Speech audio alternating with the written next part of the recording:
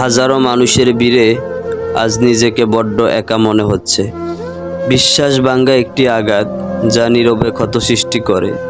এই ক্ষত সহজে সারে না, বরং মনের গহীনে এক চাপা ব্যথা হয়ে থাকে। বিশ্বাস করে অবিশ্বাসের চাদরে মোড়ানো সেই বিশ্বাসী মানুষটার সাথে বন্ধুত্ব করাটা কি অপরাধ? না, অপরাধ হচ্ছে বিশ্বাস করে সেই মানুষটার সাথে দিনের পর দিন ভালো থাকার মিথ্যে অভিনয় করে যাওয়া। আমি কখনো ভাবিনি তুই আমাকে এভাবে বলতে পারবি, বন্ধু। আমি দারিদ্র হতে পারি, কিন্তু ছোট লোক নই। খুব বিশ্বাস করেছিলাম তোকে। আজ কেন জানি মনে হচ্ছে তোর উপর আমার তিলে তিলে জমে থাকা সব বিশ্বাস মাটির সাথে মিশে যাচ্ছে। আর কারো বন্ধুত্বের বন্ধনে জড়াতে চাই না, একা হয়ে থাকতে চাই আমি আমার শহরে।